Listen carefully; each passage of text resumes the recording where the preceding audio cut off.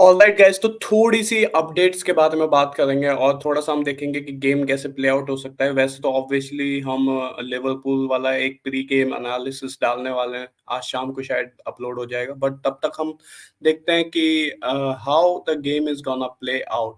तो जैसे कि हम देख सकते हैं कि गेम की स्टार्टिंग से ही हमें हिट करना पड़ेगा बिकॉज़ लिवरपूल स्टार्ट स्लो और they give away a lot of chances. तो उसके लिए हम obviously बिसुमा comes more towards the centers, सात को आगे फॉरवर्ड में हम भेजेंगे और पेड्रो पोरो और डेस्टिनी उडोगी सेंट्रली आ जाएँगे, जिससे कि हम थोड़ा हमारे जो विंगर्स हैं वो ड्रॉ कर सकें आगे बॉल को और स्पेसेस में जा सके। क्रॉसेस तो हम डालते नहीं ऑब्वियसली। कटिंग करना काफ़ी इम्पोर्टेंट है, जैसे कि डेयान कुलुसेव्स्की का गेम है, काफ़ी अंडररेटेड है क्योंकि उसके जो ऑन द बॉल गेम है उससे तो काफ़ी एप्रिसिएशन मिलता है, बट उसका जो होल्ड अप प्ले है उससे इतना एप्रिसिएशन नहीं मिलता है। जो उसका जो मतलब जब हम ट्रांज़िशन पे होते हैं ना, तो ये प्लेयर्स अपनी पोज़ीशन में जाएँ तब तक होल्ड करना, लाइक काफ़ी कम प्लेयर हैं जो गोल की तरफ अपनी बैक करके भी बॉल को होल्ड कर सकते हैं। प्लस उसकी जो डिफेंसिव ड्यूटीज़ हैं, ही इज़ लाइक द सबसे ज़्यादा भागने वाला प्लेयर है, जो अभी स्टैट्स आए थे उसमें हमने क्लियरली देखा था। तो इन दोनों को हमारे जो विंगर्स हैं उन्हें अलाउ करने के लिए हमारे इन्वर्ट हो जाते हैं full backs, obviously we know that, और ये हमें काफ़ी जल्दी करना पड़ेगा। We need to hit the ground running. फिर उसके बाद जो सोनी है और Maddison, they will look for the pocket of spaces. They will find that those spaces to create those channels of passing और चांसेस क्रिएट करेंगे basically.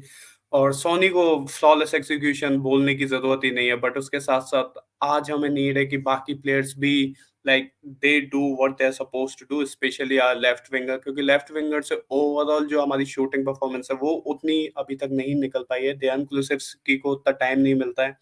थोड़ा injuries पे भी डिपेंड करेगा, बट उसके बाद में हम बाद में बात करेंगे।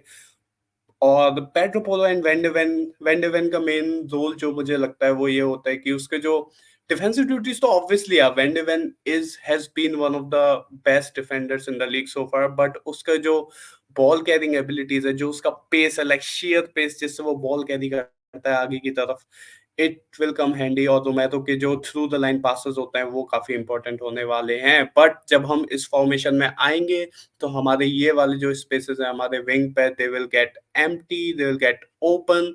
और जो हमारे लिए सबसे लीथल होने वाला है, that is going to be the long balls from someone like Mac Allister और सबोत्सलाई, लाइक क्योंकि लॉन्ग बॉल्स ने हमें काफ़ी परेशान किया है और we are not the team that is well equipped to deal with long balls. और उसमें फिर साला और डार्विन न्यूनेज़, डियाज़, ये लोग काफ़ी, they are not like Arsenal, they are not gonna miss their chances, they are gonna bury us अगर उन्हें चांस मिला तो। तो basically this is how the game is gonna play out. So अगले हमारा जो अपडेट है वो है कि Real Madrid is about to go for Sony. Let me change the layout. Uh, तो अगला हमारा अपडेट है कि Real Madrid might actually go for Sony. तो न्यूज़ रिपोर्ट की है, as reported by Fichajes, I think ऐसे इसका नाम प्रोनाउंस करते हैं। Real Madrid have been evaluating a series of option to strengthen their squad. One of the names that has been in the spotlight is Heung-min Son. तो I don't think this is gonna happen क्योंकि long term option चाहिए real Madrid को, and Sonny is not the answer. I mean, Sonny has a lot of years in him. He can play a lot, but still, I think they also need physicality and heading abilities. And ना हमारी side से ये होने वाला है because Sonny is our guy. He is extremely loyal to our club. और ना real Madrid की तरफ से इतना ज्यादा कोई पुश आने वाला है इस मूव के लिए, तो I think this is kind of rubbish. He they maybe are considering him, but it's not gonna happen. अगला हमारा जो टॉकिंग पॉइंट है वो है आर पार्टनरशिप विद सोशियोज। तो बेसिकली सोशियोज के साथ टॉटनहम हॉटस्पर ने अपनी पार्टनरशिप अनाउंस की है।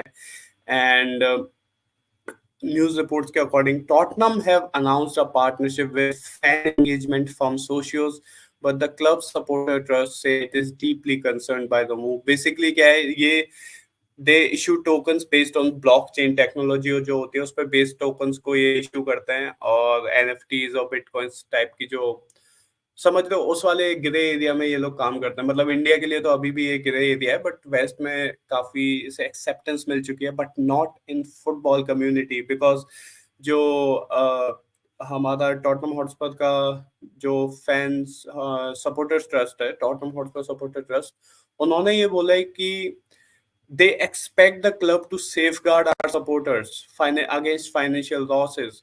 और मतलब फाइनेंशियल लॉसेस से हमें सपोर्ट करना चाहिए। अगर हम किसी थर्ड पार्टी को अपना फैन बेस दे देंगे मोनेटाइज करने के लिए, it is not a good thing for club. In token से होने क्या वाला है, they will allow the fans to get involved a little more in the decision making, in the prediction, और बाकी छोटे मोटे चीजें जीतने को मिलेंगी। But the thing is man, पहली बात तो इलिटरेसी अभी भी है वेस्ट में भी और ईस्ट में भी, तो काफी फैंस को आइडिया नहीं है कि what they are getting into. They just support the club, और a lot of fans will just support the club and buy these things, but उन्हें पता नहीं है कि what it might result in. Because अभी तक जितने भी let me show you, wait,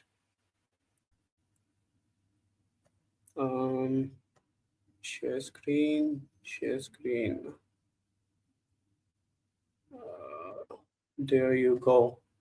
तो अभी भी जितने लोगों के साथ पार्टनरशिप हुई है, उनका हम चार्ट्स देखते हैं। इन्होंने कही दिए, देखो आर्सेनल के सारे टैंक हो चुके हैं, जितनी भी वैल्यू थी इन सब की। एस्टन विला के टैंक हो चुके हैं, एवर्टन के टैंक हो चुके हैं, मतलब वैल्यू लॉस में जा रही है। इवन मैनचेस्टर सिटी के लॉसेस में जा रहे हैं।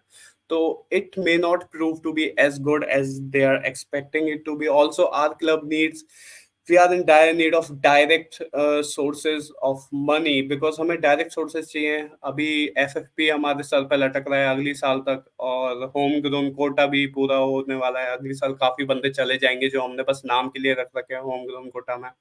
तो we need direct sources, and yes we do need monetary sources जहाँ से हमें पैसे मिले।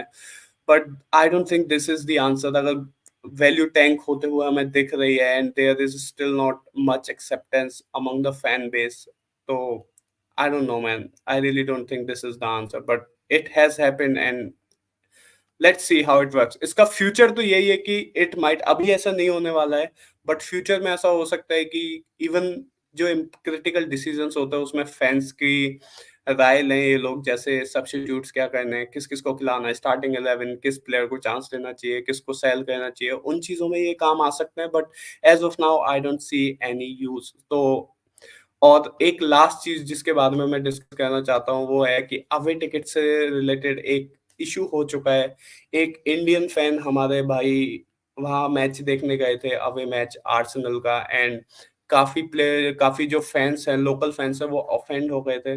बिकॉज उन लोगों को क्या है कि जो सीजन पास जिनके पास होता है, उन लोगों को लॉयल्टी पॉइंट्स मिलते हैं। लाइक वो लोग बहुत दूर-दूर जाके मैचेस देखते हैं और उन्हें लॉयल्टी पॉइंट्स मिलते हैं। तो ऐसा बोला जाता है कि जिनके पास ज़्यादा लॉयल्टी पॉइंट्स होते हैं, उन्हें एक प्रेफ़रेंस दी जाती है अवे गेम्स में टिकट्स खरीदने के लिए। बट जब वो लोग देखते हैं कि हमें टिकट्स मिल रही है जो मतलब लॉयल भी नहीं है, उनके अकॉर्डिंग लॉयल नहीं है, बिकॉज़ काफ़ी दूर-दराज़ के एरियाज़ में वो लोग जाके मैच देखते हैं, यूरोप में कोने-कोने में जाके। तो उनके अकॉर्डिंग हम बस लक्ज़री के लिए वहाँ जाते हैं।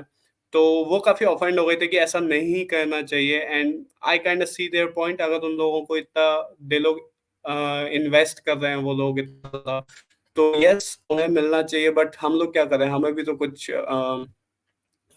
भी तो मैचेस देखने का मन करता है ना, राइट? तो दोनों साइड्स का एक-एक पॉइंट है यहाँ पे, and that is it today for today guys. अभी हम थोड़ी देर में अपलोड करने वाले हैं pre match analysis against Liverpool, तो उसके लिए स्टिक अराउंड। तब तक के लिए bye bye and come on you Spurs.